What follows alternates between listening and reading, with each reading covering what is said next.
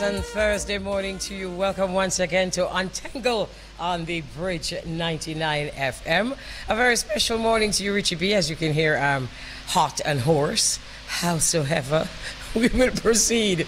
So a very special morning to you, Richie B. and the Up and Go team. Have yourselves a wonderful day.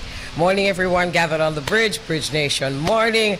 A very special morning also to Team Un-Tengle. And this is how we start you off this morning. We start you off with the Honorable Robert Nestor Marley with the Redemption Song. Anyway, all right, so let us hear the story and then we'll untangle it.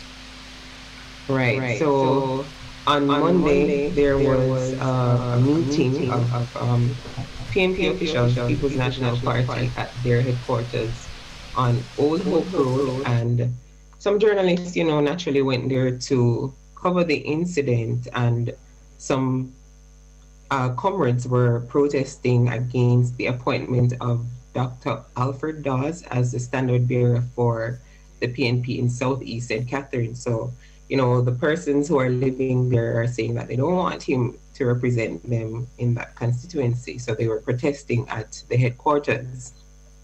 These journalists, they came to cover the event, to cover what was going on, and they were met with threats and verbal attacks and everything in between from one member of the PNP. And the vice president subsequently said that he was not aware of what was happening because he was at another part of the headquarters. So the members of the media had to be escorted to an area so that, they could leave the premises.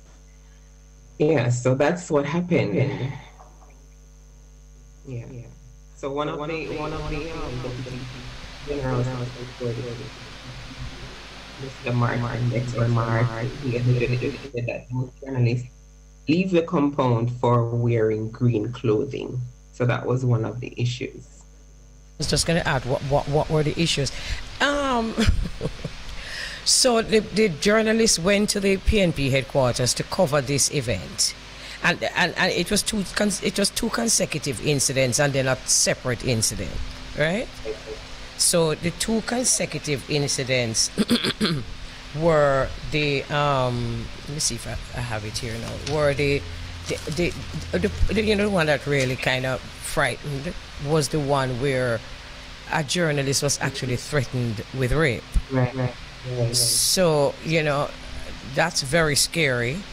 And another one, the nationwide news reporter was verbally attacked. So let us start with those two. So journalists go to cover a function, right, like this, and because of what they had on, that's the only thing that has come out of the story. That is because of what they had on. One of them, the journalist, was going to interview someone about the protest and what was taking place, and that's when they were being threatened and saying, they should leave, or what are they doing here? So that I don't know what green. I don't know why this individual thought that it was okay to say that you're gonna rape. I don't like the context of all of that was not clear. That's what persons were saying. Like, why would you say that you would rape the person? Like, right, because something's not adding up. Something's just not adding up. Because one, we need to know what it was that actually escalated into the quarreling, because it couldn't be just that them did come there or that they were there. So we kind of need to know what created such a response.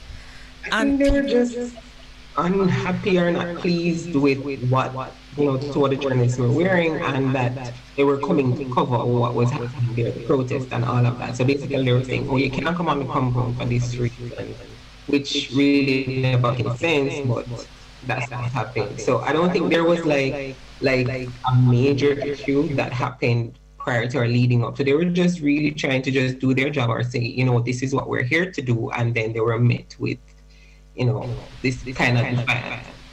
You know, the average man, even the average rapist, hardly ever says to somebody, "Me I go rape you," you know.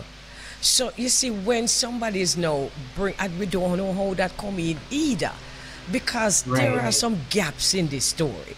A man not just come up to you and say, "Because you're in that, me I go rape you." That just not so something missing. Something missing out of the story. Not sure what it is, but it certainly does not explain any of what happened at all. You know, it doesn't excuse it, any of what happened.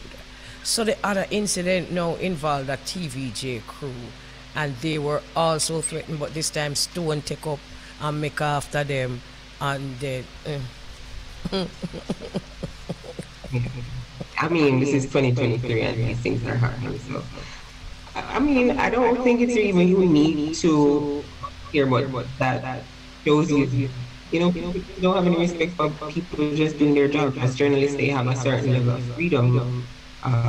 Cover events, go places, you know, they're doing their job. Freedom of the press. So. For real. You know something though, I'm sitting here looking at myself in the Zoom thing and realizing that I would have get stoned because me have an green. but you know, I think it is very clear to every well-thinking person that don't make any sense, right? Yeah. That people are supposed to go about their legitimate business in whatever color they choose to go in, and just, you know, just be free. However, Lafaine, Right. I am going to say something, and I am not trying to be controversial in any way. I am just saying that as a journalist, if I was asked to go to the PNP headquarters to cover something, not any, because I remember saying that this is the PNP headquarters, so everything there's arranged, right? Now I am being asked to go there. I am going to say to whoever is asking me to go there, me no think say me go wear the green. I am free to wear the green. It is my right to wear the green. But let us be real now, okay? And as journalists, we have to be aware of our environment. Is a sign of intelligence when you can actually understand the environment or the space that you're in. And we also have a responsibility to protect ourselves, even within the rights that we have, because we do have a right to wear whatever we choose to wear. However, it may seem to be confrontational if you insist on going to headquarters of the Jamaica Labour Party in orange and the headquarters of the PNP in green. It to me would create unnecessary tension, and we don't want that on ourselves. So may I suggest that even though we have our rights and we are entitled to wear whatever it is that we choose to wear, just so as not to create a problem on ourselves and on the team, we be as neutral as possible and just not do anything or create any scene that would, or create any reason for a scene. Because you know, it's just, to me, it's just a wiser move. Yeah, and I don't think that the journalist, I don't believe that she or he, both of them, whatever gender they are, would have deliberately said, "Oh, I'm gonna wear green to this," you know, this place, knowing what exists in our society here in Jamaica, unfortunately. But maybe it was just a one-off day, this what she was wearing or he was wearing, so they wouldn't have time to, you know, probably go home and change or whatever the case may be. But I get that, and that is something that we are taught when we're studying. You know that this color is associated or affiliated with this party, so you kind of steer away from that. We have a problem with that. People supposed to be free to wear whatever they want to wear, You're but supposed to. We understand society. But we know how people are. And the same thing would have happened at the other headquarters. I mean, that's the same thing could have happened. Sorry. You're breaking up, Lafaine. Go again. Yeah. Breaking up. I'm not hearing you. It's not clear. Go again. Oh, okay. It seems as though we're hearing you, Lafaine, but we're not seeing you. Talk again. All right. I think we lost Lafaine there. Hello? Yes, I'm hearing you. Go ahead. Go ahead, Lafaine. I'm seeing you now. Really, it's really sad that, we're in 2023 and a lot of the issues that we have are There's something wrong because your voice slurring, Lafaine. So, Kevin, I don't know what the problem is, but Lafaine's voice is actually sounding slurred, and it's not clear enough. Anyway, until we can rectify that, this is an item of news that the opposition People's National Party says after conducting an investigation, the rape comment purportedly aimed at a journalist and which led to heavy criticism of the political party over the last few days was not directed at the media worker. And it says here, in providing an update Wednesday evening on its investigations into the incident that occurred at the PNP headquarters on May 8, the political party said it appears that the comment was made as part of a separate conversation between two protesters from St. Catherine South. Okay, so Lafaine is on the phone. Lafaine, you hearing me now? Yeah, I'm hearing you, Mama. All right, you heard that update from the People's National Party. I did.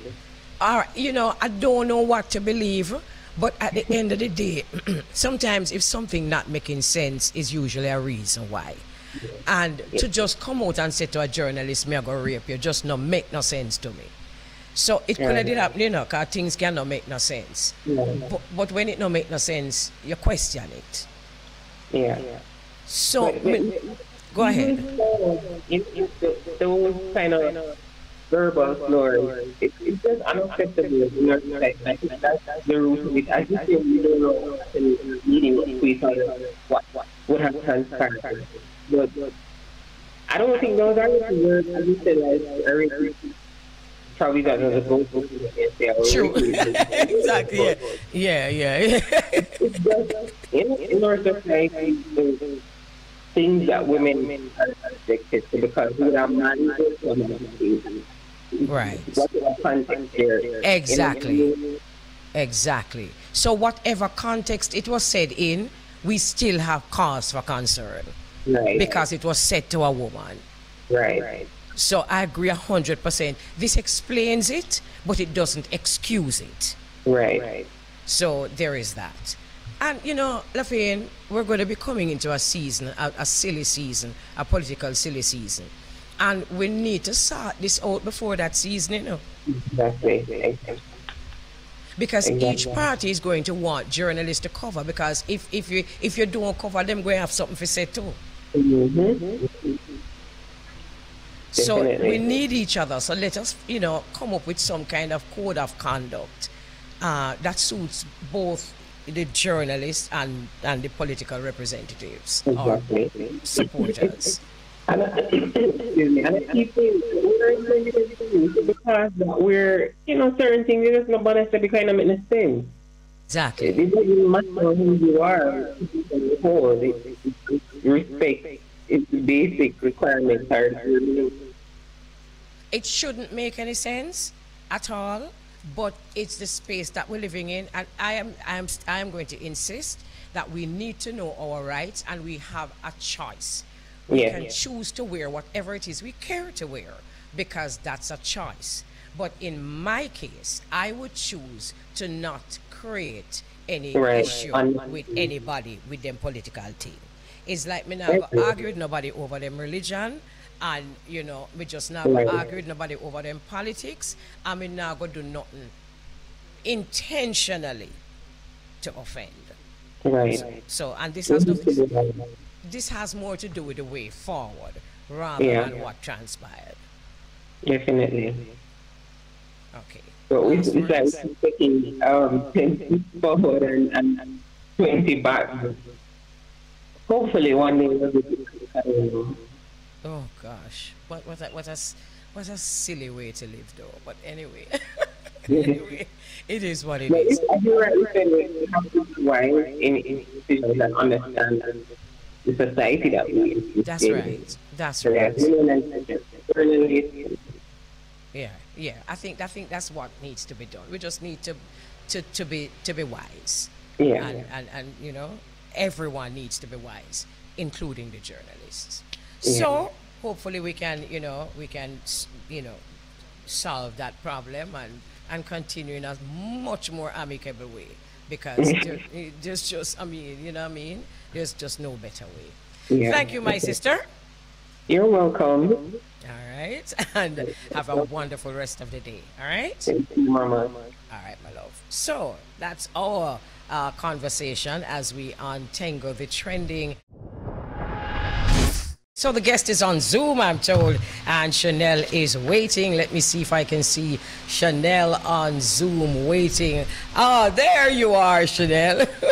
Welcome to the Bridge 99 FM. Welcome to Untengle on the Bridge. Thank you so much for having me. Such a pleasure, finally, to meet you Thank you, most welcome. and our listeners. Hi. So you are from St. Anne? Oh, yes.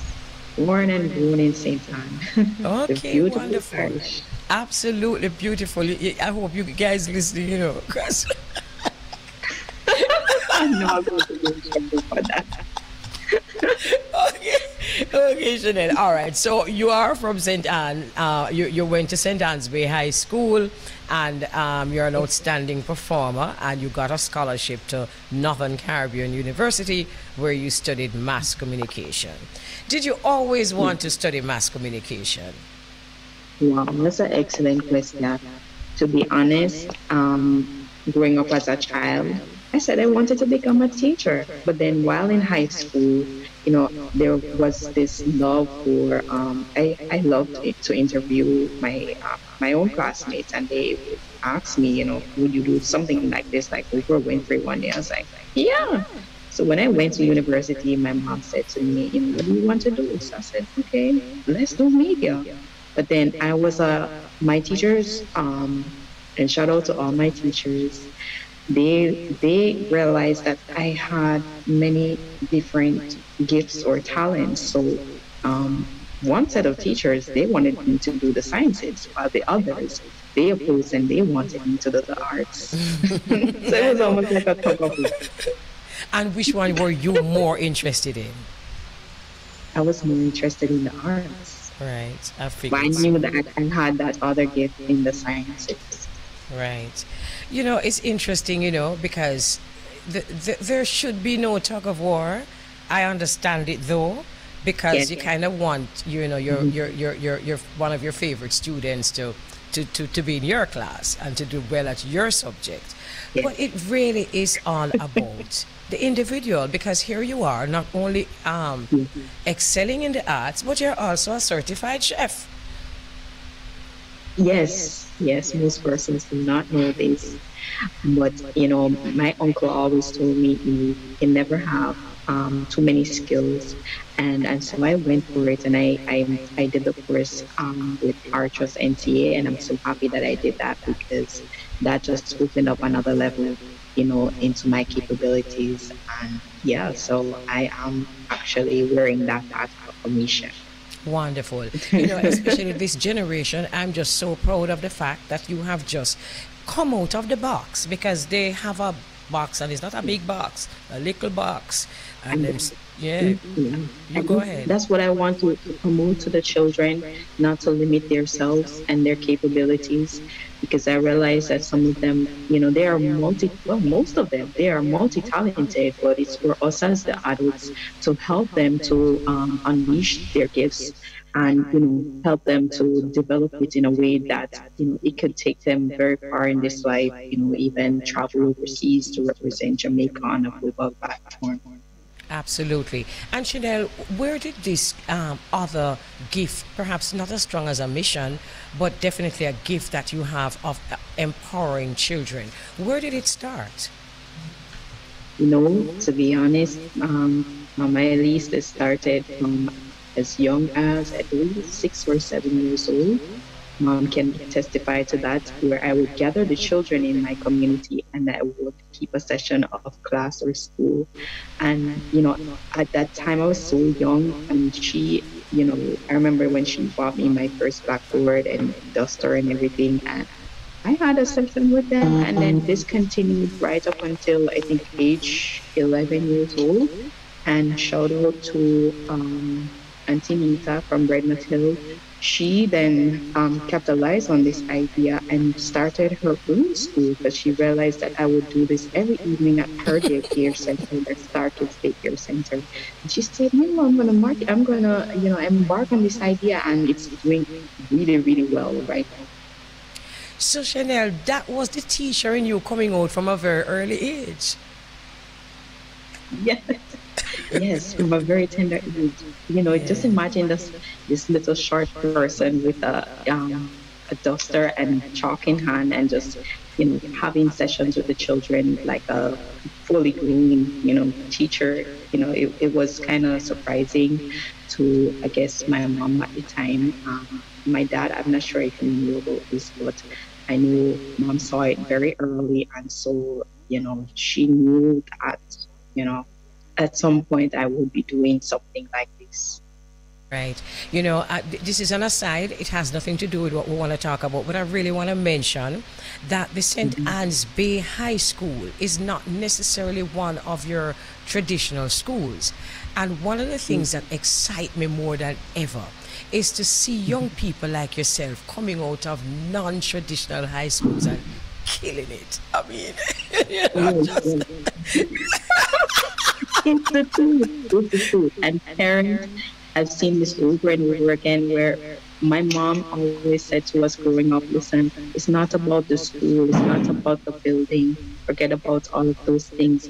It's what you can put in and then what you can get out at the end of the day. So don't think about the space that they're in, or the if it's not, as you said, one of the traditional schools, don't think about that. Your child is fully capable of accomplishing a lot if you put in the work, and of course they put in the work, And I always thought to myself, regardless of even, because to be honest, Mama, at least some kids confide in me. They're like, but I don't like this subject. I'm not doing good at it, or I'm not sure if my teacher likes me. And I would encourage them that, listen, to stay focused and do not pay attention to details, because those are actually distractions. Stay focused on what it is that you can improve on, and you can accomplish it. Right. And it is wonderful because you're leading by example. So whatever it is that you're telling these students, they're seeing it. It's not rocket science. They're seeing it in you. All right. So recently you wrote a picture book for children aged 3 to 12 years old, right? What inspired this book, Little Tommy's Great Adventure? Wow. During the pandemic, I was working for a short time with Elite Early Childhood Center, and while working there, of course, shout out to the team that's doing an amazing job, I realized that there were a few students who were having reading challenges. I felt a connection with them, because they wanted to participate in what was going on, but it's like they had no clue, and they were being teased. Stop that. And I said, this is where, as a teacher, you definitely have to have a lot of patience, and as a parent too. And I said, let me write a book. Let me see if I can develop like a formula for this. And I went home and I scratched on something, and it never really came to me until about 20, so that was about 2021, 2022. I said to my brother's wife, Tamar, I said, Tamar, what do you think if I wrote a piece? She said, sure, go for it. And I wrote it. And then actually she was the first person to look into it. And I pitched it back to the principal of her Elite Early Childhood Center, and she was like, "Yes, this sounds like something that we can definitely use."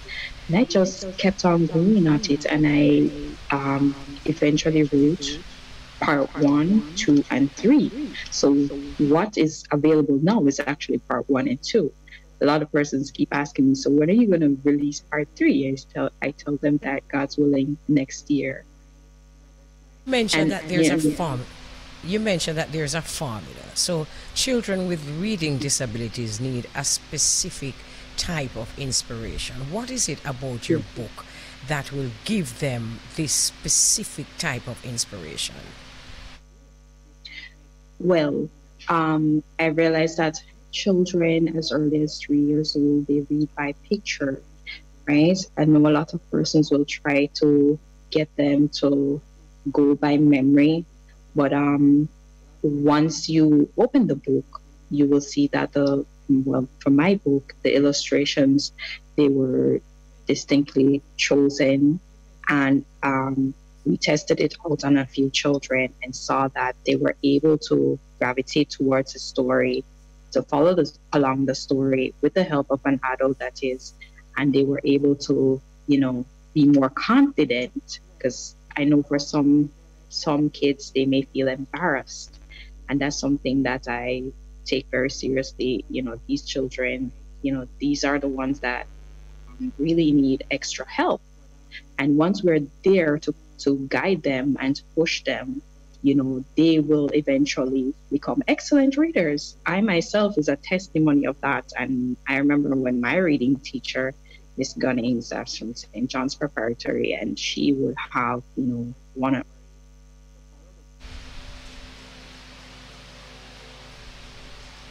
Oh, we're losing Shennell. Not hearing you. Kevin, we're not hearing Shennell. Shennell? I don't know if you press a button or something wrong, but we're not hearing you. Oh, okay. Shennell. Hello, Shennell?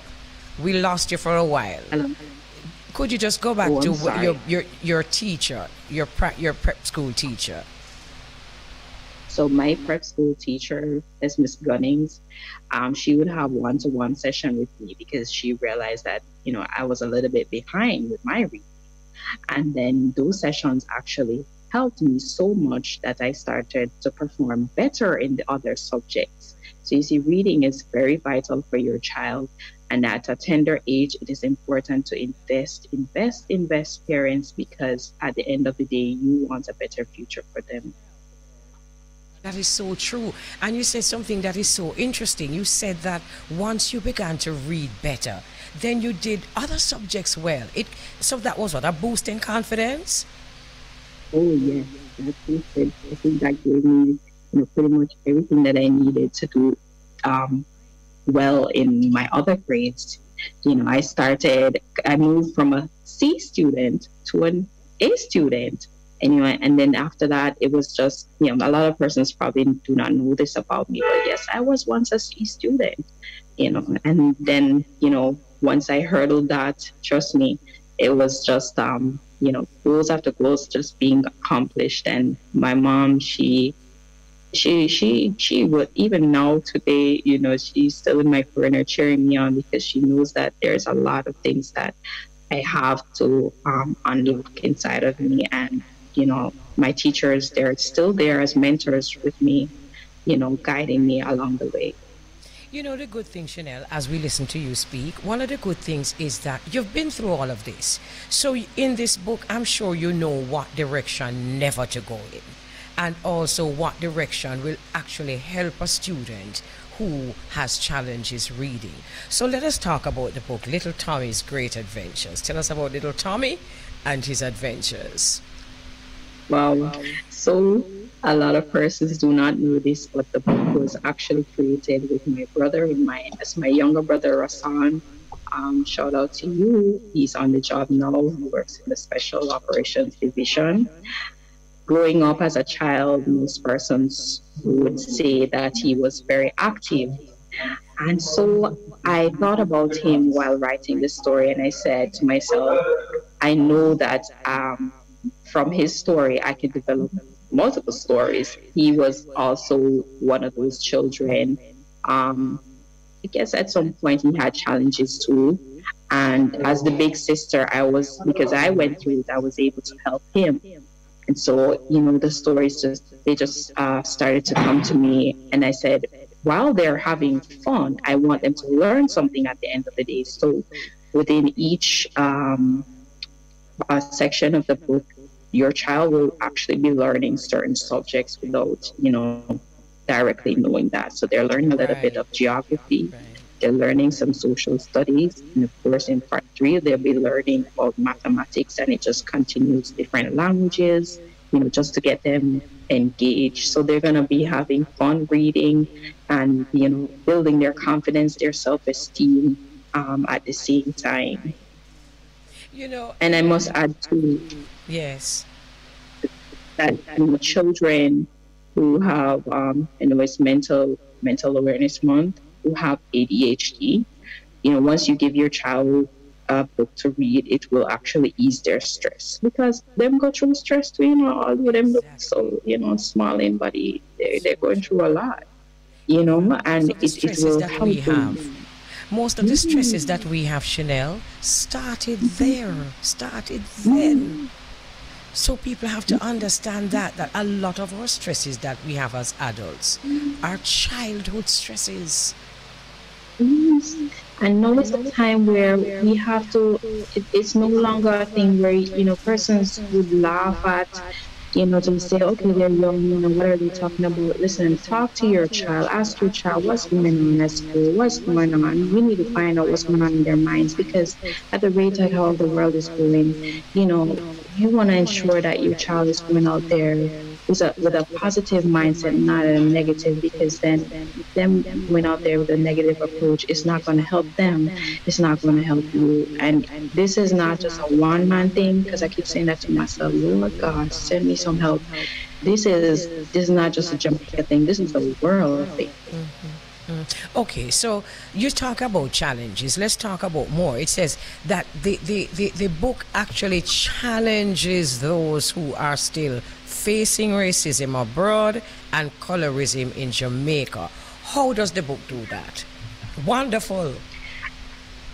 While writing, I kept on saying, I wanted them to feel, I wanted the children to feel a part of something, whether or not that, their color, it didn't matter. Because when I went into the schools, the children, they asked me about these things. They asked me about racism and how are they going to deal with it. And I said, this is something that we no longer have to play a hush-hush. We have to talk about these things because it is happening.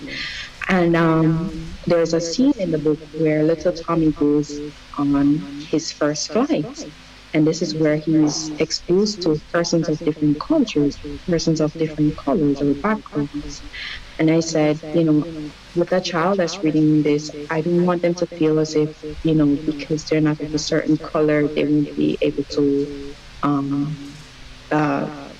accomplish certain things. It doesn't matter what color, it doesn't matter your background. Trust me, if you believe in yourself, you will achieve it.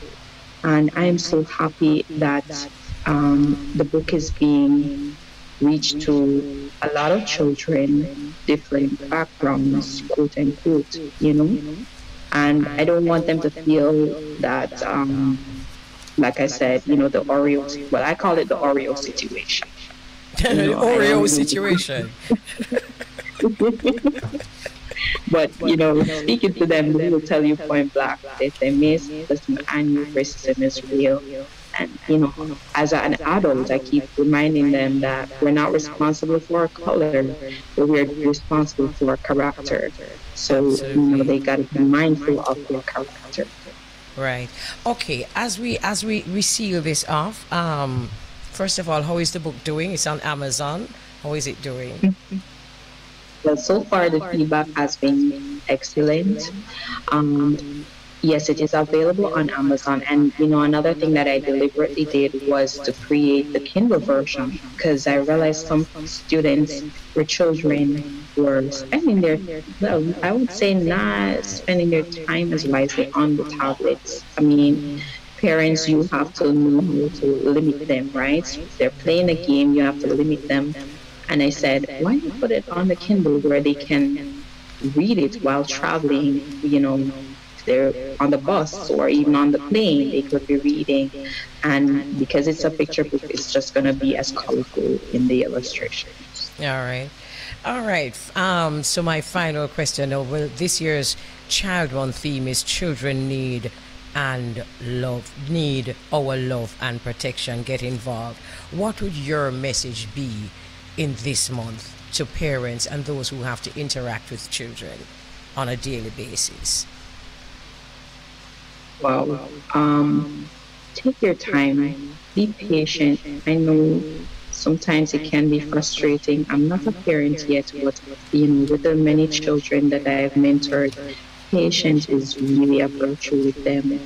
And I would say to encourage them, it's good to also reward them whenever you see that they're doing well.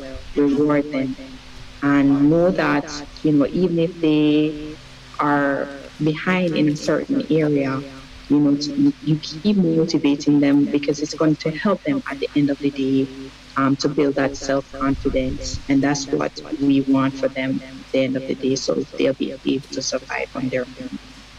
Wonderful. Well, I wish you all the best with this book, and I'm hoping that with children 3 to what age? 3 to 12.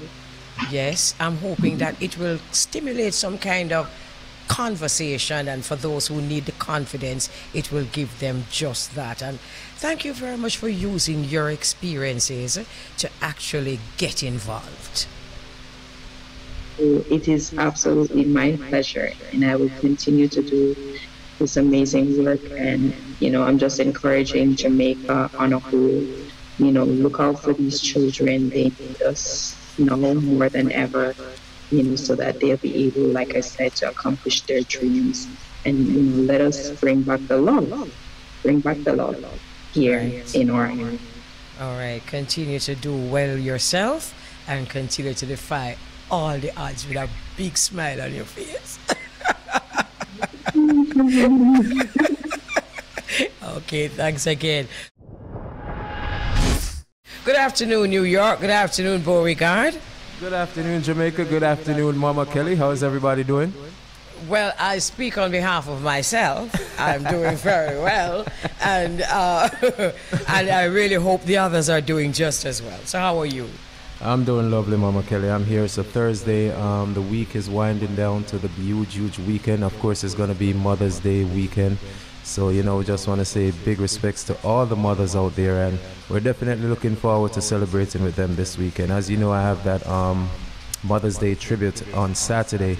It features Richie Stevens, who will be performing live. And it's going to be a wonderful occasion, Mama Kelly. So everybody's excited about it. So many people have been looking forward to it. So many people are waiting. Can't wait to see Richie Stevens on stage. And also, so many people are waiting to celebrate with their moms. So it's going to be a wonderful weekend. Yeah, man. We're having Mother's Day celebrations all over the island on the weekend, and so many beautiful places to go. Since COVID, I think people realize just how important and precious it is for us to be able to actually have some social interactions. So a lot is happening in Jamaica.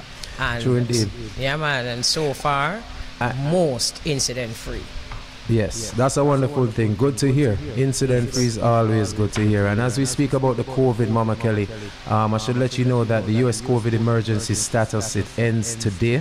Yes. And much of the restrictions of the 2 years ago have been eased so far, and the COVID test will have to be paid for going forward. That's if people want to take these COVID tests. No more mandatory vaccinations for federal employees. And amongst other things, we see that the Title 44 COVID-era immigration provision limiting the amount of asylum seekers that could enter the United States, that also ends today, and that's a very good thing. As such, we continue to keep our eyes on the southern borders for the next couple of weeks, because a lot of people are headed to the United States. All right, so as you can imagine, that took up a lot of our conversation. My horse, you hear my horse? Oh, good, my horse.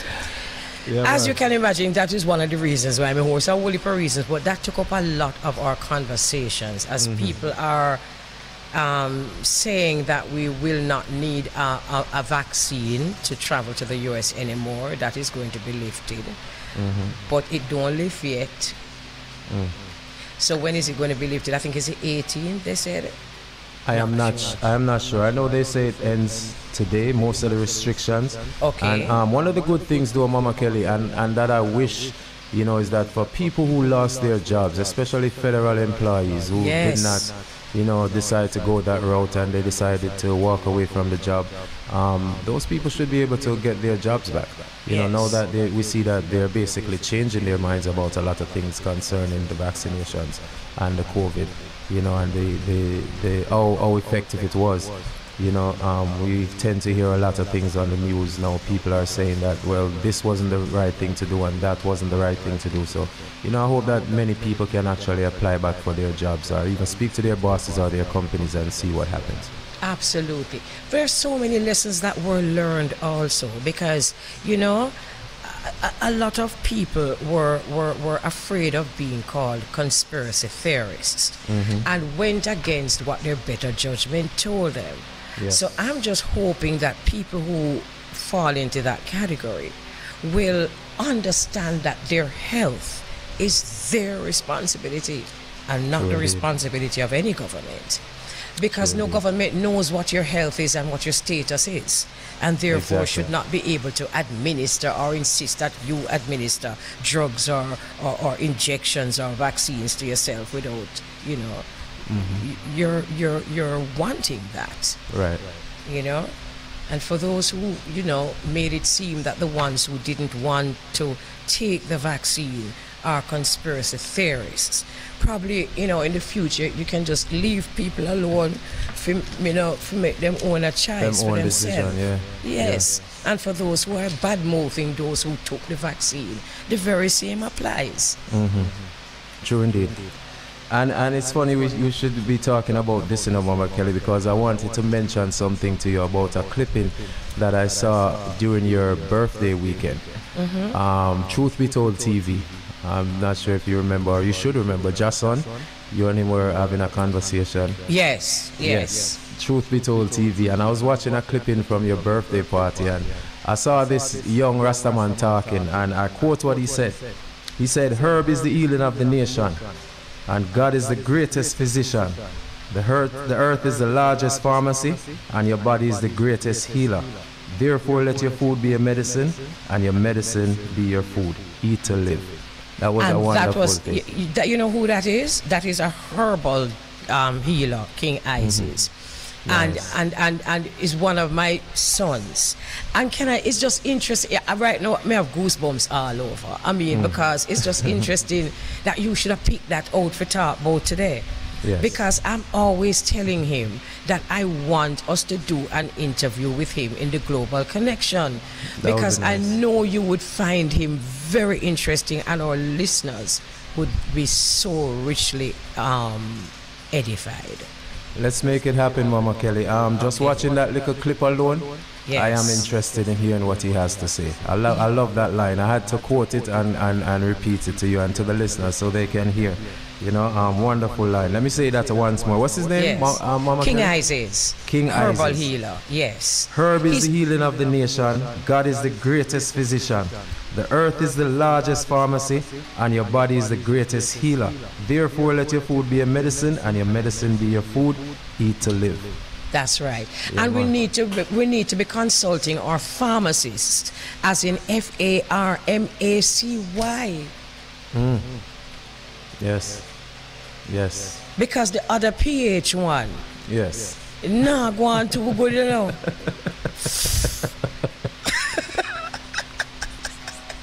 You see Yeah. So, let me tell you something, you see. Beau-regard, I am two different farmers, right, Mama Kelly? Yeah, man. You have them the way a farm fool. Yeah.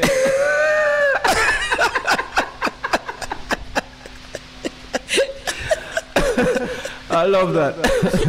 Yeah, and then you have the real farmer there where come with the things them from the earth. Exactly. From nature. Exactly. Yeah, man. And Not the lab farmers. No respect to the people them in the car. Say yesterday, right? My sister was here, and my duty is always to be her official taxi. So we carry her to the airport, and on the way from the airport we stop at Mountain View 114. So my son, another son, Fendi, we went to go check him. So him said to me, say, Mama, we hear the conversation with you and Beau-regard that talk about 114, And I'm like, you serious? Because sometimes we never know if them are listening, because how you go people do them one thing. Yes. And they were so excited about the conversation, and us talking about Pops, and you talking about how long you know Pops. And can I tell you something, Beau-regard? You see that party, that's why I kind of like to do things my way. Yeah. Because someone else can plan that, and it's just all about hype and something totally different way. My head not then none tall. And that's one of the things Ras Isis said. He said you all try to do a private thing. And that's also something that he said in his talk. Yes. So, to have people like him there is much more fulfilling for me than everybody just sit down and whatever. You understand what I'm saying to you? Yes. More than we just have something that we have our family gathered and we can actually have some serious conversations about health and life. But we're going to have that on the connection. Promise you. Yeah. Mama Kelly, I noticed that you were playing some Bob Marley in the background. I also opened the show with a Bob Marley also, simply because today makes 42 years since Robert Nesta Marley passed away, since he transitioned. Right. He was only 36 at the time of his passing. Right. Boy, things, people just opening up their minds to a different kind of reality. I was at the night market. The night market is something that we're going to talk about, and you're going to be hearing more about it. It's a Tuesday thing every Hillcrest in Kingston. Okay. Kingston night market. And we were talking about someone who transitioned, right? Yes. And just us as some sisters, and we were sat down and we were talking. And Jackie, otherwise known as Amber, and that's Muta's wife, she just came out and said, you just stammer slightly. And she said, the kind of the ball the people them have in a Zion with there, a ball for them.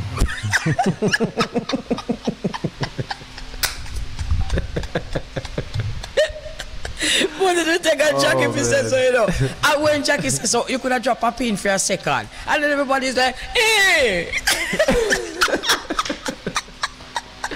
Well, that has always been the saying, Mama Kelly. They say when people pass on, they're gone on to a better place, and it's us who are left back here. We are the ones who are still suffering. Us here. So. That's what it is. That's what it said for true. Yeah, man. But one thing me still, you can't down here a rape from a plunger, and then you gone to no better place. So the better feel like so that the better place than for phone. And the phone them there. And everybody bad mind granny automatically turn angel. Not necessarily because of either, So we have to be very careful about how we vibrate here on earth. Because how we vibrate is how we vibrate, Yeah, man. Well, Robert Nesta Marley say you have to look for heaven right here on earth. Yeah, man. Yeah, man. Right, that's earth. We are living in heaven and paradise right now. So. Same way, so and hell too. Yeah, man, and hell too. So enjoy it. Exactly. Sure So indeed. there's that. So, but she was speaking specifically about Bob Marley and people like those who transition.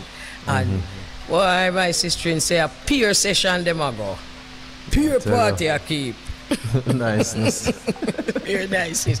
I wonder what I'm trying to say. I think it's time for us to take a break. Not quite yet, but I think so. Though. Were you able to see the awards that our athletes received this week, Mama Kelly? No, I saw Shelly-Ann. bits of it, and I saw Shelley-Ann, and I got the story. Yes, Shelly-Ann Fraser Price. She was awarded the Laura Sportswoman of the Year award, And Khadija Shaw of the Reggae Girls, she was named the CONCACAF Woman Player of the Year. So that's a very, very good look for. Very, very good look. And they look so nice. Jamaica have two female players of the year, athletes of the year. That's a good look.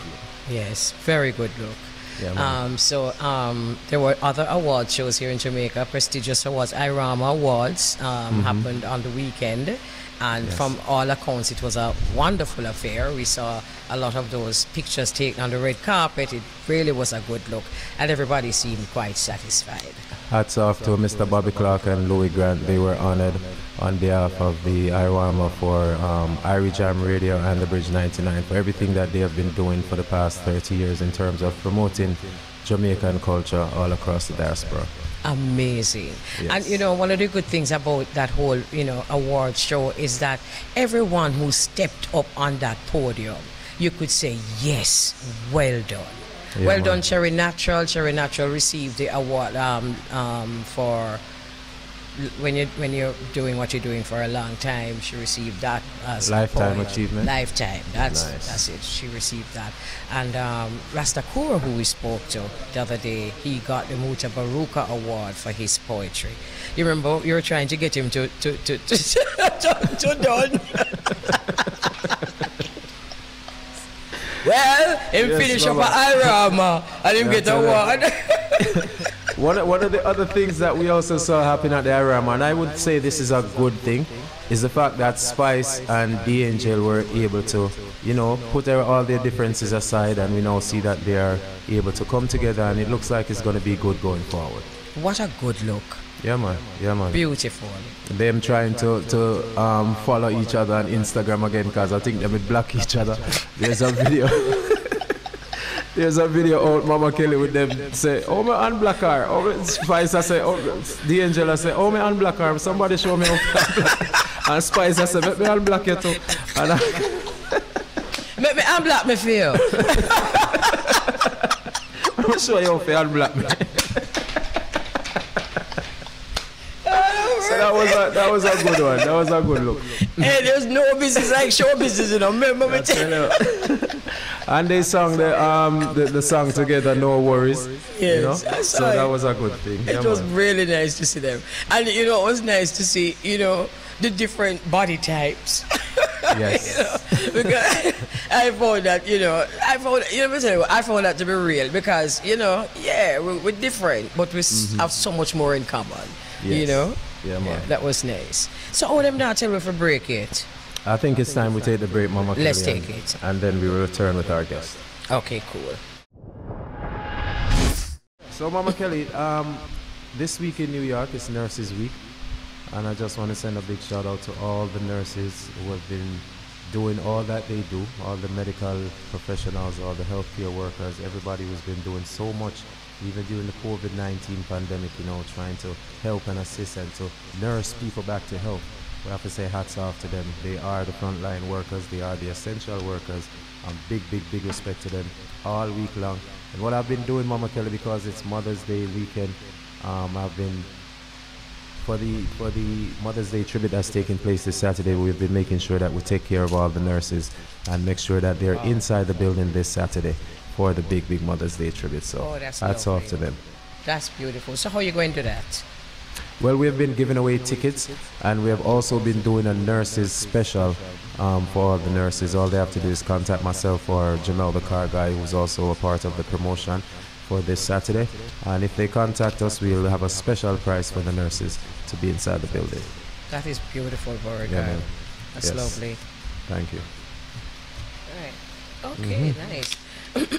you know what else happened this weekend? So it be worse for one, worse for something. So I'm a bit out. So poor guy that look for me. Look honey, mama. No, little honey can't take care of it. Well, we done. But you know something? Yeah. This morning, me never know something so hoarse, So it's when we start talking, I'm like, hello.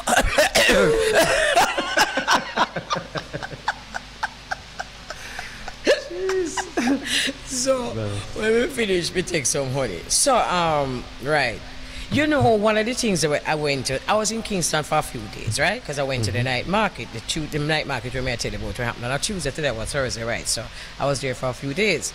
Yes. So, you know, when people like we live a country come at town, it's like, you know, when people come from country come to town, they say, and that is the stadium, that is Sabina Park, and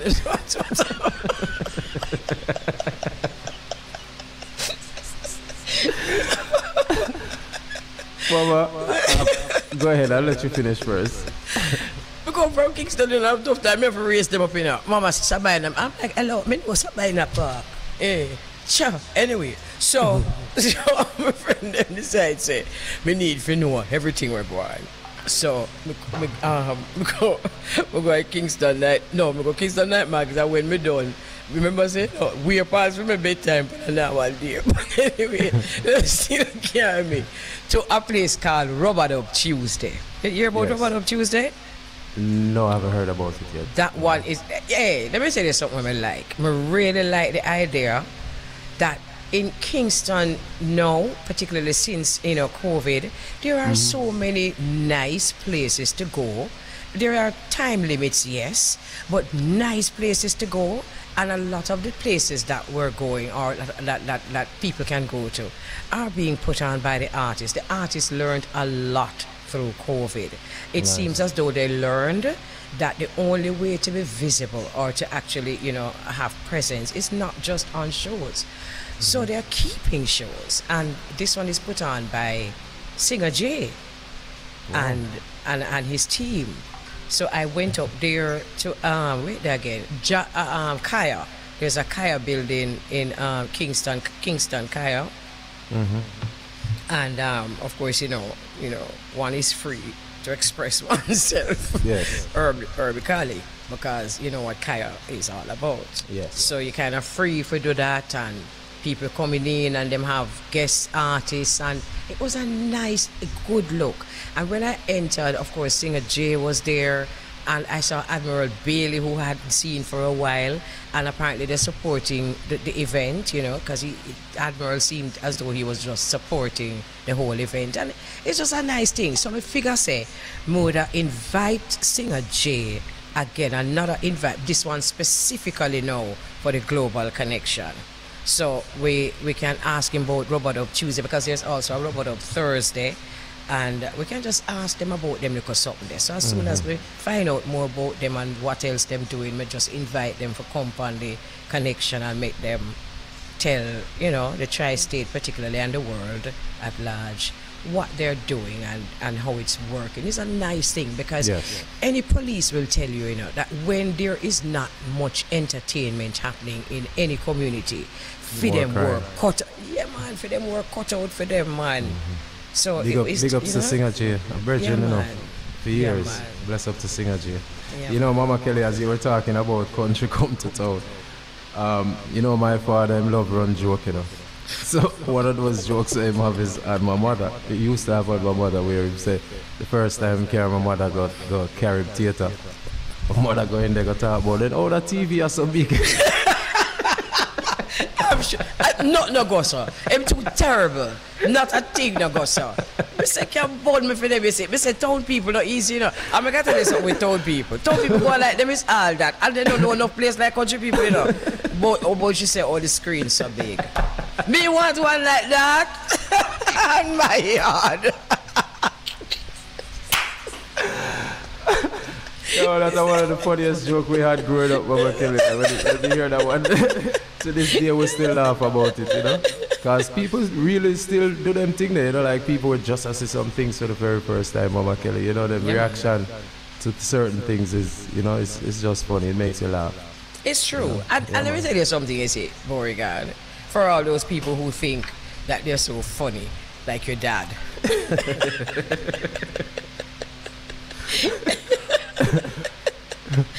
You see, everybody are idiot to where them don't know, you know. Everybody are idiot to where them don't know. Yeah, man. You understand what I say?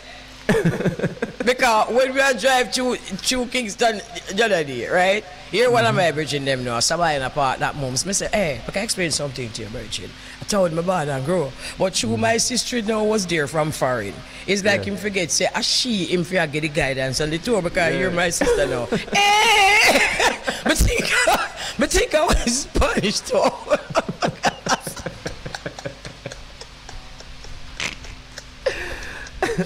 Yeah, never comes. So we have to no, she think I said Catherine. So we have to say no, and she there listen to me and know till I say, yeah, she dead with laugh. She said, somebody I think I said Catherine. She must say, no man, you attack Kevin Spark. Yeah.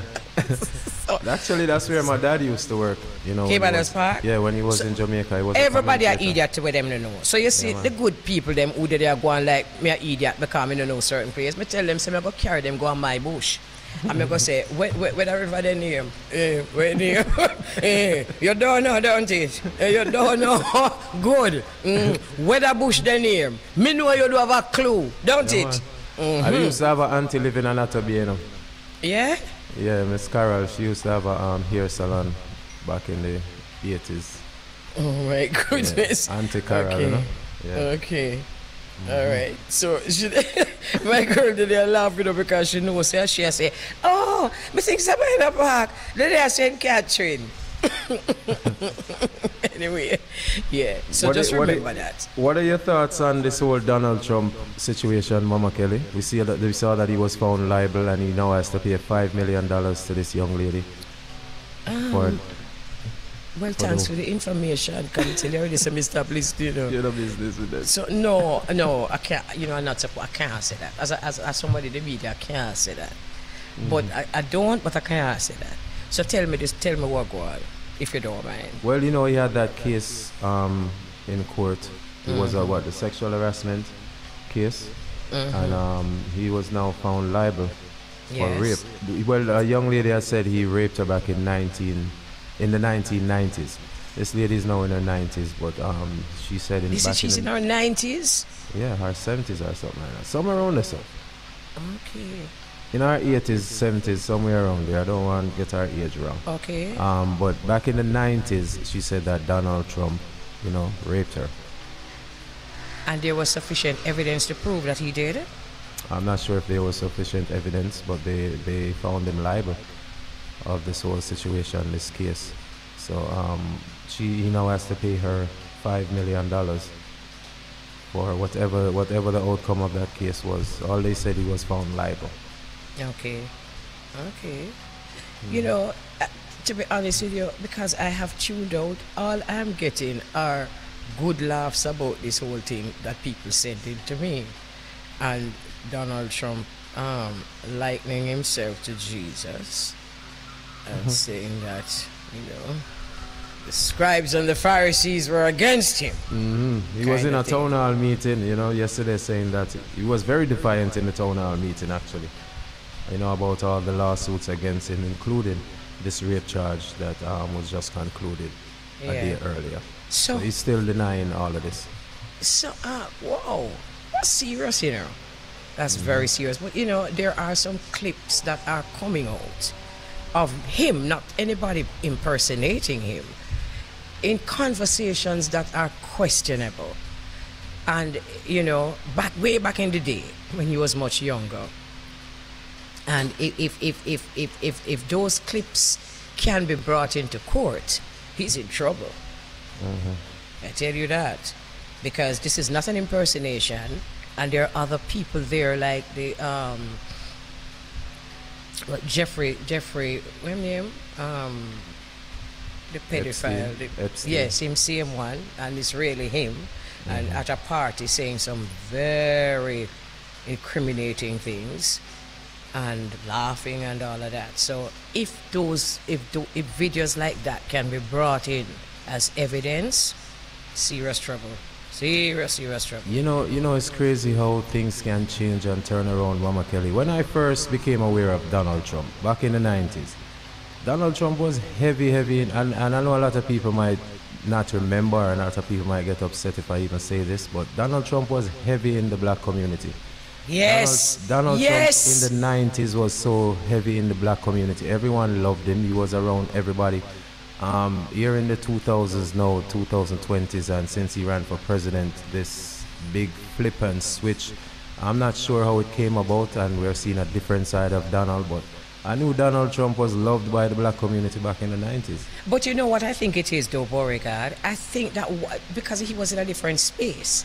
But when you become involved in politics, or even more so when you become a leader, a political leader, then a lot of the people who don't share your political views are now not your friend, you know. They are now your opponent. Yes. And they are now going to be searching, you know, for all the dirt that they can find on you.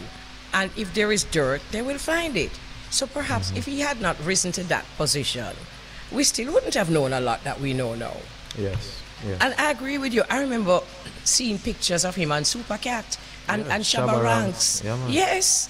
And him looking very comfortable in that space. And not just reggae artists, a lot of American artists and celebrities, and as I said, he was heavy in the black community back in the 90s. I believe you. And the one thing that stood out about him back in the 90s, and I must say this was a bad look on his part, was when the Central Park rape case that came about with the jogger, the Central Park 5, the 5 black men that were accused of raping this jogger in Central Park. He was one of those who took out the ad in the newspaper, center page or front page, to, you know, basically convict these 5 youths at the time, you know, that they were guilty without even being tried. And that is one of the things that stained his character when it came to the black community, because, you know, everybody's now seen, and we all knew back then that, you know, it might not have been them, or they weren't given a trial before they were convicted. Right. You know, so that was one of the things. Maybe that might have been a turning point for a lot of people, you know, against Donald Trump back then, and it still carried over into now. Right. And, you know, I'm hearing you, and, you know, we have to really investigate who we say we love.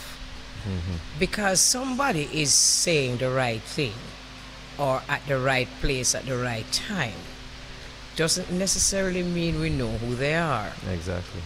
Because people tend to know, especially people who have an agenda or who are campaigning for something. They know what to say. They know the right things to say, and they know the right people to befriend. Just like the Clintons, you know, the black community, them love off Bill Clinton and his wife. Yeah. But if you look deeper and beyond the surface, you see the find circle out who that the they're really Clintons in. are. Yeah. You can't tell the black community too much about the Clintons, you know. Them love them. Yeah. Yeah. And the world also loved the Kennedys. It's, you know, we not take away the love from it. The thing about it is, we not take away the love from nobody. No, but can I just be honest? It's like sometimes people say to me, say, so and so, this artist here do so and so, and him guilty of so and so, and you still a blame. Or the Empress, they, you know, say she has so and so, and you still a player. I said to myself, Virgin, you see, if you analyze it, me never play me. Because at the end of the day, you can always find dirt, you know? Yes. But does that really sum up who that person is? That's you know, we have to ask ourselves that. And are we allowed room to evolve? Because sometimes there is that. And, you know, are you perfect? Because then there's that. Or can people change, you know? Can people be change? A better person tomorrow than they were today? Yes. Yeah. So, you know, while we have a conversation like this, which we need to have, we really need to be more open and non-judgmental, because we might be really judging ourselves. True indeed. So, you know, whereas we have to have a conversation like this, because in the case of Donald Trump, we have seen another side to him. And it's not a pretty side. In fact, it's an ugly side. And we have to accept that too. When the other president came to Jamaica, we're all in love with him. Because he looked the part. He looked so handsome. fact that he has black in his blood made it even easier. But what's his mission? What's your mission? What's your mission? You're black in your blood, but what is your mission? And you know, to this day, people still ask the question, Mama Kelly, what did Obama do for black people here in the United States? If you ask, oh no. Some people still ask that question and still can't get any answers. Exactly. You know, but there are those who believe he done a whole lot. So you know what he did to me that will always be remembered? He became president as a black man. And for those who, you know, are optimists, it tells them that they too can do it, whoever they are, you know, whichever minority group they're in. It tells them that they too can do it. But they too can do it if they're well aligned. Because you still have to be well aligned. wow. Well, Kevin said we need to take a break. Make we take a break. Station break. All right, no problem. All right, so it's move forward. Kelebu, you there? Yes, Mama. Okay, so I'm just reading through some of the listeners' comments. What was the last one? They're talking about, this is a long comment, but really what my sister was talking about is just that looks are deceiving, as we were talking about a while ago. And she says, thanks Queen and Killaboo for these lovely conversations. So them cracking up over the country come to town, and then them get serious now over the last conversation, and then she sent that. So there's that. Thank you so much for the comments. Thank you for tuning in, and thank you for listening. Yeah, man. Right. Right. So what Mama we were saying Kelly, before. What we were saying before we well, that's exactly what we were talking about, President. Right, yes. Right, yeah. Mama Kelly, we are winding down to Mother's Day weekend. Do you have any plans? I don't have any plans, but there might be a plan. Put it that way. There should be a plan. There may be a plan. Yeah, put it that way. So, them kind of way there. You know, Mama Kelly, this is basically one of my favorite times of the year. Bit aside for me because, you know, we get to celebrate mothers this weekend, and also the fact that, you know, it's sad for me because it's also the weekend in which my mom passed. So, you know, we're definitely looking forward to making sure that all the mothers out there have a wonderful, wonderful, wonderful weekend. And to the children out there who still have your parents, still have your mom in your life, you know, always love and cherish your mom. Always make sure you show the gratitude. Always make sure that you show the love, and always make sure you do for mama each and every chance that you get. Don't hesitate, don't wait. Mama come calling, make sure you answer. All right, because sometimes we do not understand while growing up in a mama, we tend to not pay attention to the sacrifices that are being made. You know, all the things that mama forgot you, all of the things that our parents on a whole have to go through. Exactly. But, you know, big up to the mothers, man, for they sacrifice so much. You know, when dad is true. out there working and trying to make ends meet and trying to get this money, mama is there with the kids, and sometimes she's also working, have her own job. You know, so big up to mama. She's the first one we call on for everything. When we don't understand something, when we need an explanation, you know, you always go to your mother first, and then if anything, you go to your father after. But that's always, true. Always to the mommy first. So bless up to all the mothers, and I want to play a song for you, Mama Kelly, and to all the children out there who still have your parents in your life. Make sure you sound love and cherish mama, and I hope this song explains everything that mama goes through. Oh, that's so beautiful. Let's hear it.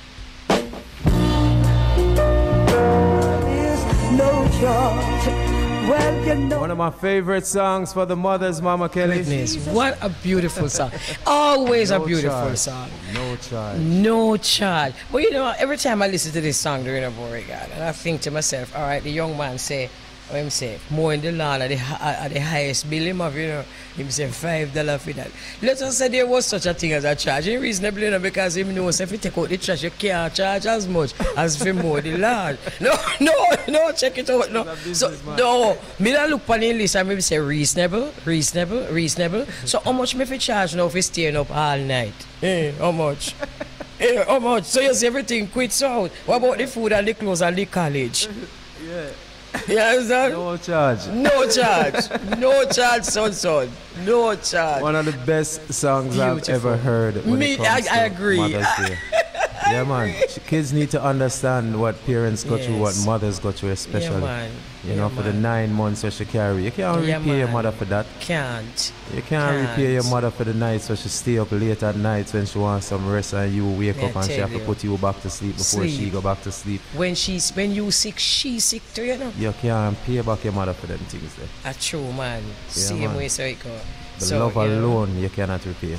You know, you always hear people say whatever them say bad about them father. But you see, when them come to them mother, you hear where the name she get. No, mama miserable.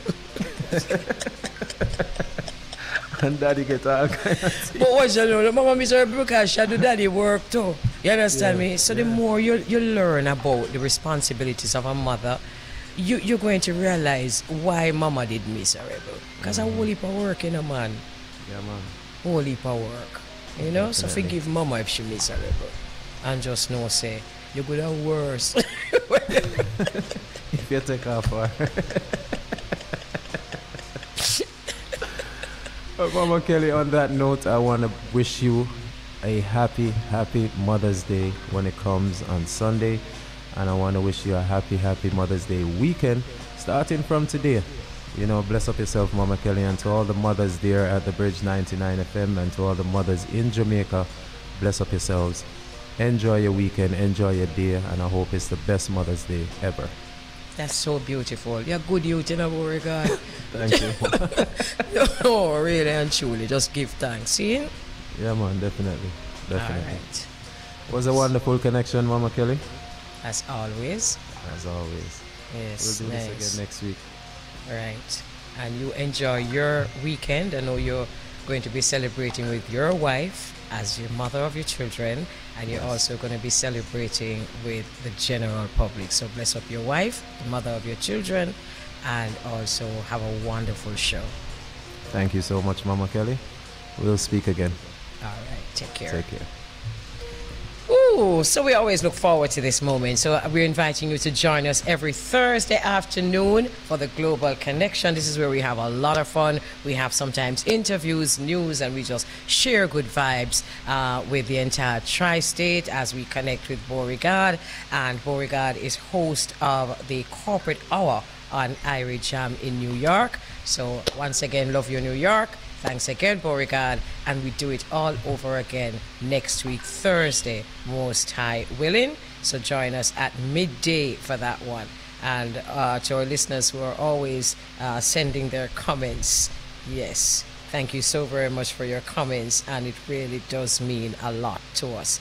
Well, I know there are people sending comments on our WhatsApp page, but we don't have access to the page right now.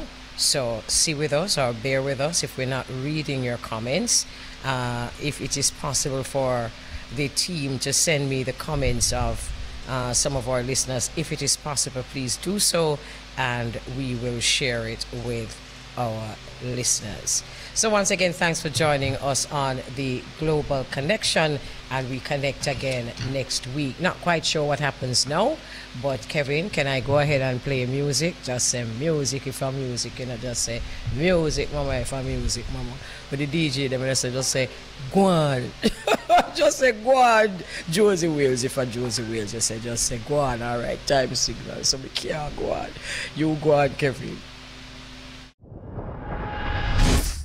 Okay, so we are just about ready for our interview now, and we're going to be having this conversation with Hyacinth McDonald, conceptualizer of the Kingston Night Market.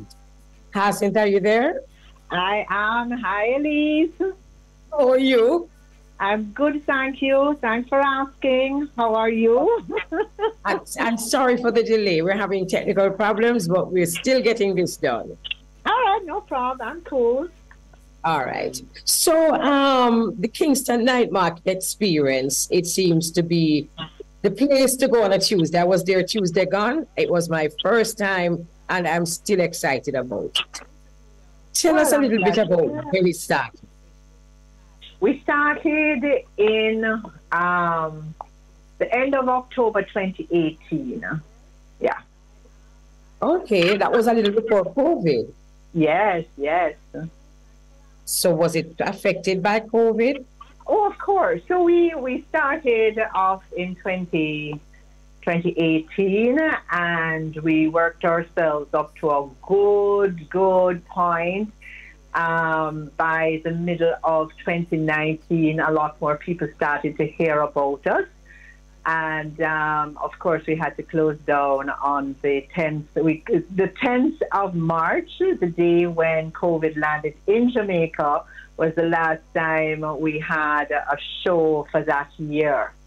And then, of course, we went into 21. Nothing happened. And last year, things opened up, and we started again last February. But of course, you know, a lot of people are still afraid to come out. Right. So it was like starting to build all over again. And of course, come Christmas, it went back up to where it was when we left it in 2020. And January, we took a break. We took a 1-week break because all our artisans were extremely tired. And of course, some of them were out of goods. So they had to try and restock again. And by February, when we had Reggae Month and Black History Month, we soared. We just soared, and we have been going since. Yes. Wonderful. All right. So a little birdie, who I think you heard, told me that there's a very interesting story behind the inception of the Kingston Night Market. Tell us about that. Oh, yes. Well, first of all, I didn't tell the listeners hi. Hello, everybody. It's so good to be speaking here this afternoon. I'm thankful for Elise to invite me onto her show. So the story starts like this. The story started in 2009 when my daughter was looking for a place to house her school. And across the road from another family member lived the Lewins, right? And the place was ready for sale, and of course we got it. And one of the conditions that I got it was that I would keep culture alive, because this was the home of Dr. Olive Lewin, who was Jamaica's ethnomusicologist, right? And she was very serious about her music and her culture. She, I think in the 80s, the then Prime Minister, Edward Seaga, had commissioned her to go right around the island and collate music and culture from the various tribes of Africans who came to Jamaica, right? These are ancestors who were brought here under you-know-what circumstances. And, of course, they came from different parts of Africa and settled in different parts of Jamaica. So I don't know if you notice that sometimes you go to parts of Jamaica and the people are speaking and you're not even understanding what they're saying because of the way they speak, you know, the tone in which it's said, it's all of that. So she went around and collated all of this information, which has been archived for all of us. However, before her death, she was someone I knew very well because she was herself and my sister. My sister was part of the Jamaica Folk Singers, which she formed. Were friends, and I used to help when I was quite small. Well, not quite small. When I was about 13, I used to help at the concerts at little theatres that the Jamaica Folk Singers would put on. So it was somebody we knew, as I said before, and she said, listen, you have to hold on, and you have to, one of the conditions is that you keep culture going. Now, at the time when she was talking about that, I'm not going to lie, I was just really only interested in just getting the place and getting the place found, right? So, honestly, of course, yeah, I'm going to do it, right? And then I'm saying to myself, I don't know what to do. But it's so funny because as time went by, everything was just revealed to me, right? we would, as a family, travel to Asia. We love Asia, so every year we would go to a different part of Asia, and they would have night markets, but it was just really like a flea market, eh? And I wasn't really into that. But we had gone to Cambodia to see the temples of Angkor Wat. And Cambodia is like Jamaica. When we went, Cambodia is like Jamaica 1959, unspoiled, right? And the only place you really had, anywhere you had, there was the only place you could go at night was Pub Street Night Market. Now, Pub Street Night Market is on like some couple hundred acres of land. But at that particular market, everything sold in the market is made in Cambodia.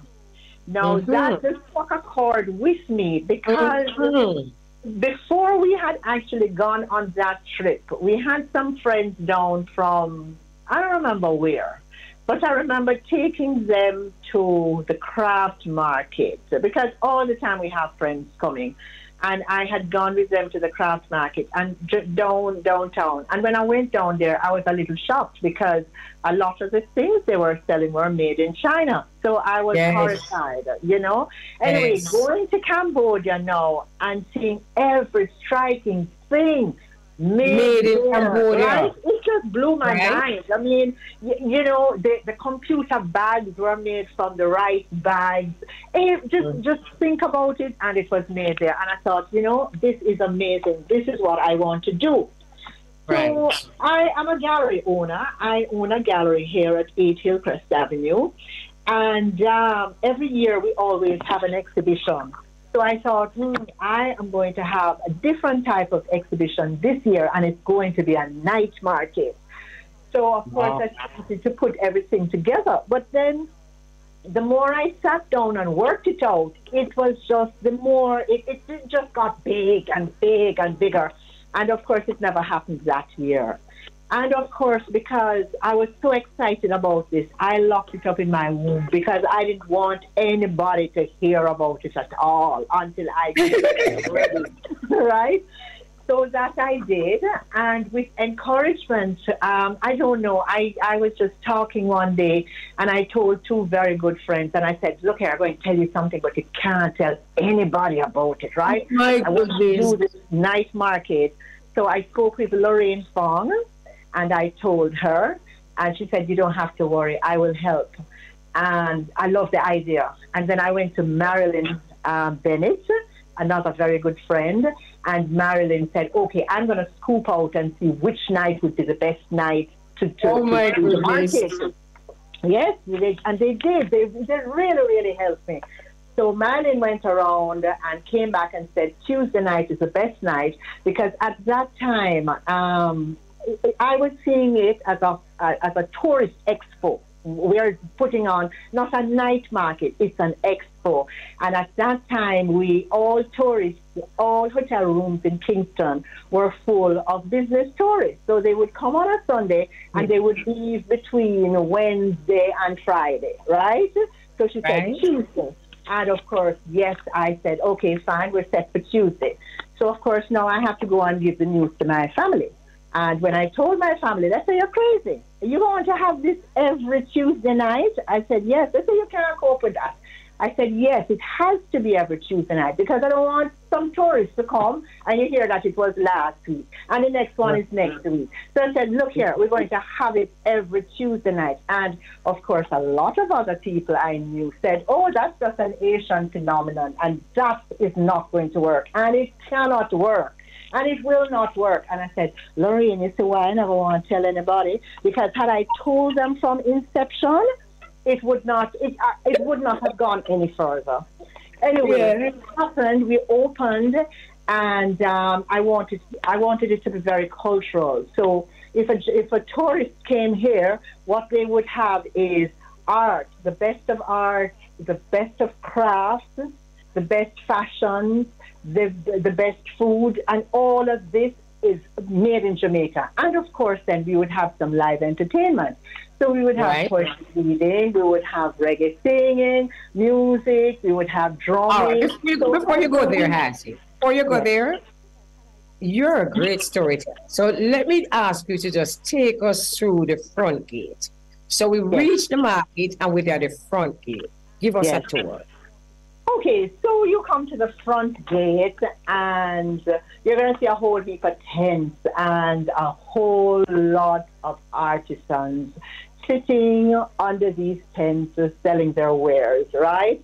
So to the right, you're going to see just a whole heap of food and people and smoke and jerk chicken and pan chicken and all sorts of things. Vegan, there's something there for everybody, right? You're going to have an ice cream. There's a little ice cream store there, and the ice cream and pastry shop. The ice cream store sells non-dairy ice cream, but you wouldn't know because the flavors are all exotic and it tastes just like regular ice cream, just that it's lighter, right?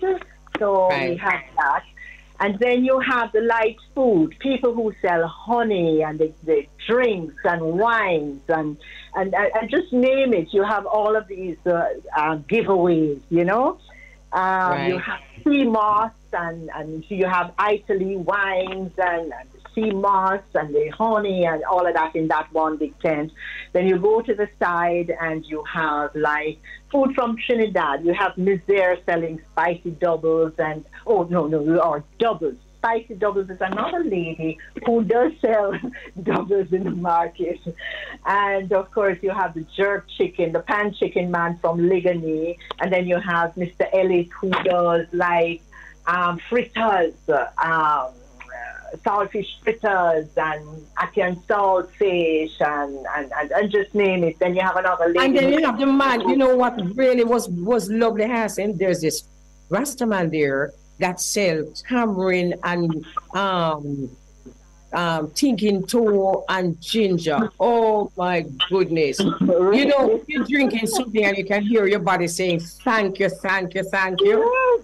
Yes. Well, I try to make it as Jamaican as possible. So everything that you forgot that we had here in Jamaica, you will probably find it in the market. And of course, every week, different people come, different artisans come with their wares.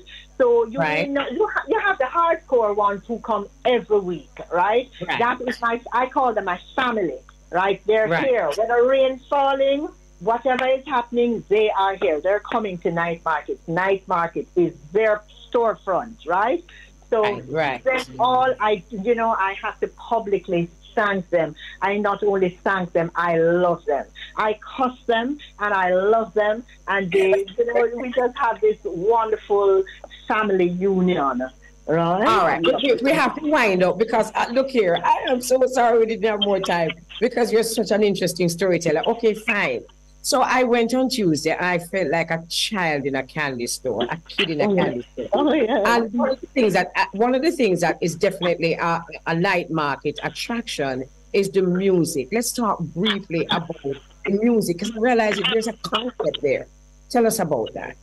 Yes, I think that music should be a part of everything, right? And I have this wonderful lady, Marcia Elliott, whom I have just entrusted my entertainment with. I just put it in her hands. I said, okay, this is what I want, right? Now, she is connected to a lot of artists. So she gets them to come and perform. And of course, they all feel honored to be performing in this very sacred space because the space is very sacred. I mean, it is the home of Dr. Olive Lewin, Jamaica. Can I tell you something? You know what I mean? So they enjoy coming. Sorry? At the market on Tuesday night, that I was talking to Amber, right? Mm-hmm. And can you believe that Amber refused to tell me whose property it was?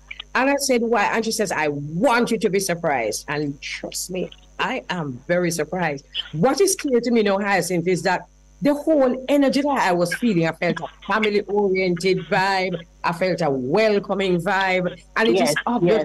Sisters. Now I see. Now I get it.